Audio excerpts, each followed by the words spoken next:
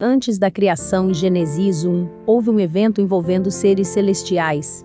Vamos abrir um parênteses para um evento celestial bem interessante.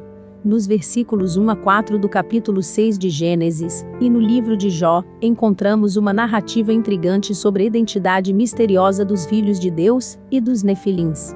Mistério no ar. Agora, falando do livro de Jó, vamos conhecer esse cara que mora na região dos Uz, cheio de riquezas, família grande e uma coleção de rebanhos.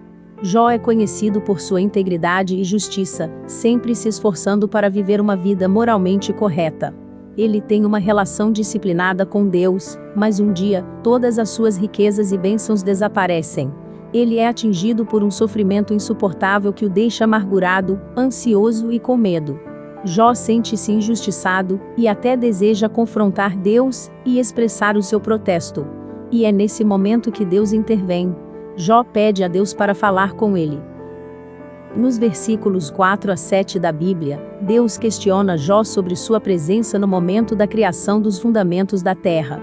Ele desafia Jó a demonstrar seu conhecimento e compreensão desse evento.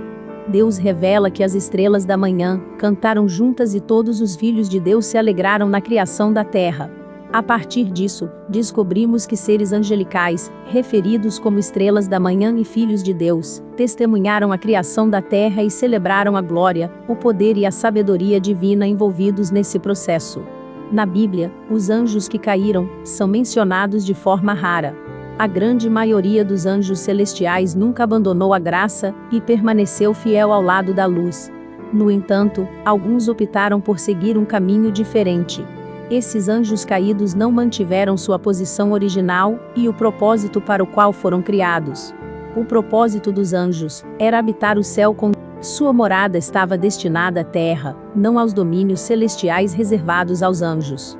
No entanto, esses anjos optaram por abandonar sua posição original nos céus ao rejeitar o plano divino para suas vidas, exercendo o livre-arbítrio concedido a eles, conforme mencionado na Bíblia.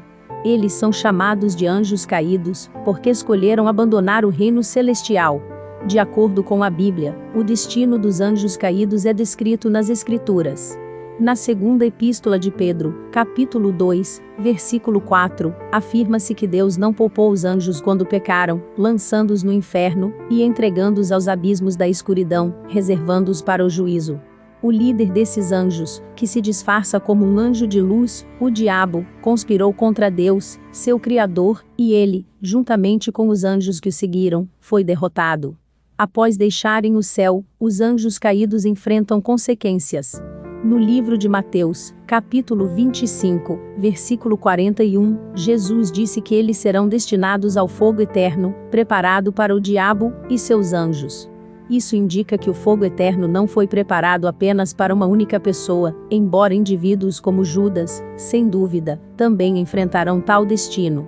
No fim das contas, Satanás e os anjos caídos são os destinatários designados do inferno. O inferno foi criado como uma punição final no céu para os líderes da grande rebelião. No entanto, o Senhor permite que outras pessoas nas nações, que ele julga, também entrem no inferno, devido à escolha do livre-arbítrio e à responsabilidade concedida por Deus ao homem para escolher seu destino eterno, seja o céu ou o inferno. No desfecho de todas as coisas, Satanás e os anjos caídos, representando 1/3 dos que se rebelaram com ele, enfrentarão o destino do inferno.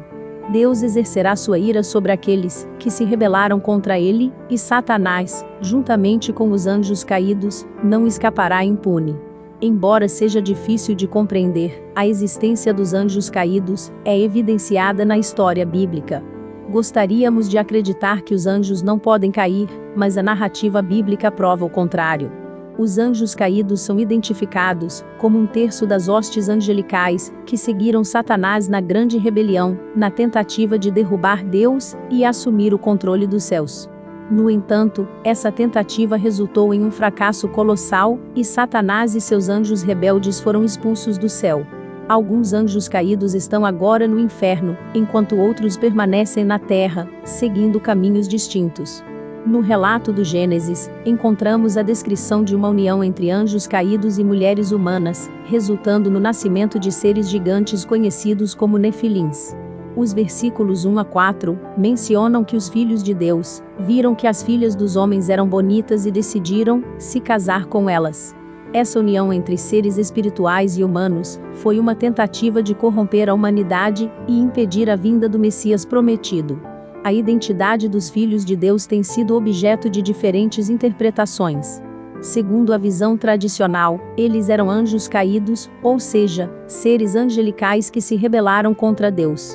Essa interpretação é fundamentada em outras passagens bíblicas, que usam a expressão filhos de Deus, para se referir a anjos, como em Jó 1:6 e Jó 2:1. Além disso, o verso 7 do capítulo 38 de Jó, menciona os filhos de Deus exaltando-se juntos. A interpretação que reforça a ideia de que os filhos de Deus mencionados em Gênesis 6 são anjos caídos é apoiada pela diferenciação existente no texto entre os filhos de Deus e os homens. Enquanto os homens se referem à humanidade em geral, os filhos de Deus são descritos como seres não humanos. Sob essa perspectiva, os filhos de Deus seriam anjos caídos que se envolveram com mulheres humanas, resultando no nascimento dos Nefilins.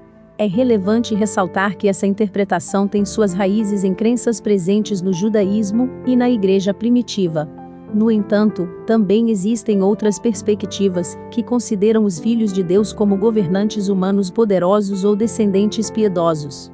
Em última análise, a identidade precisa dos filhos de Deus em Gênesis 6 continua sendo um assunto debatido, e não há um consenso absoluto sobre o tema.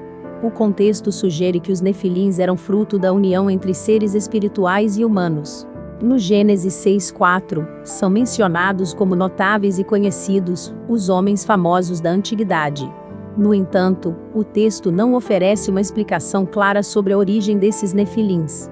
Eles estavam presentes na terra naqueles dias, e também posteriormente, quando os filhos de Deus se relacionaram com as filhas dos homens e tiveram filhos com elas. No entanto, não fica claro como esses homens famosos da antiguidade surgiram, se não foram resultado dos casamentos entre seres espirituais e humanos. Uma interpretação possível é encontrada na Epístola de Judas, no versículo 6, onde ele menciona anjos que abandonaram sua posição original e deixaram sua habitação adequada. A menos que Judas esteja se referindo a um evento desconhecido, parece que ele está falando dos anjos que deixaram o céu para viver na terra. De acordo com o relato encontrado em Gênesis 6, podemos entender que os Nefilins foram resultantes dos casamentos entre anjos caídos, que são seres espirituais, e seres humanos. É importante destacar que essa é apenas uma das interpretações possíveis, e existem diferentes perspectivas sobre a natureza dos filhos de Deus e a origem dos Nefilins. Essa interpretação em questão sustenta a visão tradicional de que os filhos de Deus se envolveram com mulheres humanas, resultando nos Nefilins. Embora possa parecer estranho para os ouvidos modernos, a Bíblia frequentemente apresenta eventos e conceitos surpreendentes. A verdade revelada neste contexto é mais fascinante do que a ficção e difere do que comumente acreditamos. Nessa perspectiva, os filhos de Deus podem ser entendidos como demônios ou anjos em rebelião contra Deus, ou até mesmo homens possuídos por demônios. As filhas dos homens, por sua vez, seriam mulheres humanas. Judas 6 também fornece uma explicação sobre o destino desses anjos malignos. Além disso, em 1 Pedro 13:19, somos informados de que Jesus proclamou sua vitória sobre esses anjos na cruz. Durante a época em que Deus esperava pacientemente durante a construção da arca nos dias de Noé, apenas algumas pessoas foram salvas das águas, sendo eles Noé, sua família e um total de 8 indivíduos. Eles foram preservados como remanescentes. É importante ressaltar que Satanás é um ser antigo dotado de poder espiritual genuíno, que ele utiliza para propósitos malévolos e egoístas. Sua hostilidade é especialmente direcionada aos cristãos, buscando a sua destruição. Portanto, é crucial recordarmos 3 verdades fundamentais, enquanto navegamos por essa realidade espiritual. Primeiro, é um erro grave equipararmos Deus e o diabo como opostos equivalentes. Tal raciocínio atribui a Satanás uma importância muito maior do que ele merece. A disparidade de poder entre Deus e Satanás é tão vasta quanto aquela entre um Criador infinito e sua criação. Apesar de ser astuto e ardiloso, Satanás nunca poderá se comparar ao poder de Deus, que o criou. Nenhum anjo caído pode rivalizar com a força e poder de Jesus. Devemos ter cuidado para não subestimar Satanás, pois ele é mais poderoso do que um ser humano individual. Ao longo dos milênios, ele tem tramado planos perversos e é um mentiroso manipulador, possuindo um poder incomparável em relação a qualquer mortal. No entanto, apesar de estarmos alertas em relação a ele, não conhecemos sequer o seu verdadeiro nome, o que pode ser intencional. Isso indica que ele não representa uma ameaça tão grande para Deus, a ponto de ser necessário alertar sobre seu nome. A derrota de Satanás foi anunciada desde o início, já nos primeiros capítulos do livro de Gênesis. Mesmo após a serpente ter levado Adão e Eva ao pecado, Deus proclamou sua derrota, anunciando que a semente da mulher esmagaria a cabeça da serpente. Essa promessa foi cumprida por meio do sacrifício de Jesus, que, mesmo sofrendo um ferimento fatal, esmagou a cabeça da serpente ao entregar seu espírito na cruz. Aguardamos ansiosamente o dia em que essa promessa será completamente cumprida. A fim de estarmos prontos para a guerra espiritual, é crucial que nos preparemos adequadamente. Muitos de nós, criados na sociedade moderna, tendemos a ignorar a existência das realidades espirituais e das forças invisíveis que estão em ação. Embora possamos ler sobre esses assuntos em livros e discutir seu significado, poucos de fato se envolvem ativamente nessa dimensão. No entanto, ao negligenciarmos essa dimensão espiritual, nos tornamos vulneráveis aos ataques espirituais. É importante compreender que a maneira mais rápida de perder uma batalha é não perceber que estamos envolvidos em uma. O poder de Jesus transcende as palavras escritas em uma página e vai além da esperança de uma vida após a morte. Dia após dia, batalhas espirituais ocorrem ao nosso redor, mesmo que não as percebamos. Se desejamos nos tornar guerreiros espirituais eficazes, devemos nos dedicar à oração, sintonizando nossos corações na presença real de Deus e cultivando discernimento à medida que buscamos realizar a obra do Pai. É importante reconhecer que nosso adversário é formidável, mas nosso Deus é ainda mais poderoso. Portanto, ao nos equiparmos com as armas espirituais e fortalecermos nossa fé, podemos enfrentar essas batalhas com coragem e confiança, sabendo que temos o poder divino ao nosso lado. Neste exato momento, uma guerra espiritual está em curso, afetando a todos no planeta. Trata-se de um conflito entre dois reinos. O liderado por Deus Todo-Poderoso, conhecido como Príncipe da Paz, e o liderado por Satanás, o Príncipe do Poder das Trevas. O mundo espiritual que nos cerca é vasto, poderoso e habilidoso, superando em muito nosso mundo visível de seres humanos. Espíritos benevolentes e malignos atravessam nosso meio, movendo-se rapidamente e silenciosamente, habitando os espaços aéreos ao nosso redor. Alguns desses espíritos estão ao nosso lado, procurando nosso bem-estar, enquanto outros estão contra nós. Há duas realidades distintas. Um é o reino divino, representando o bem, a luz e as bênçãos. O outro é o reino do grande adversário, Satanás, representando o mal, as trevas e as maldições. Esses dois reinos são opostos e não podem coexistir harmoniosamente, estando em constante conflito. O início desse conflito espiritual remonta à expulsão de Satanás do terceiro céu, quando ele e seus seguidores se uniram para formar o reino rebelde, que ainda existe e continuará existindo até ser destruído pelo supremo poder de Deus.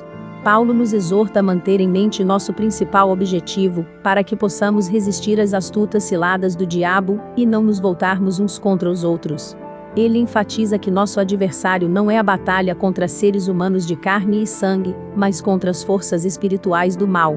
Nessa guerra espiritual, é essencial estarmos cientes da realidade desses dois reinos em conflito, e resistirmos às mentiras e tentações que Satanás coloca em nosso caminho. Somente através da fé, da oração e da firmeza espiritual, podemos enfrentar essa batalha e prevalecer, confiando no supremo poder de Deus, que é capaz de subjugar todo o mal.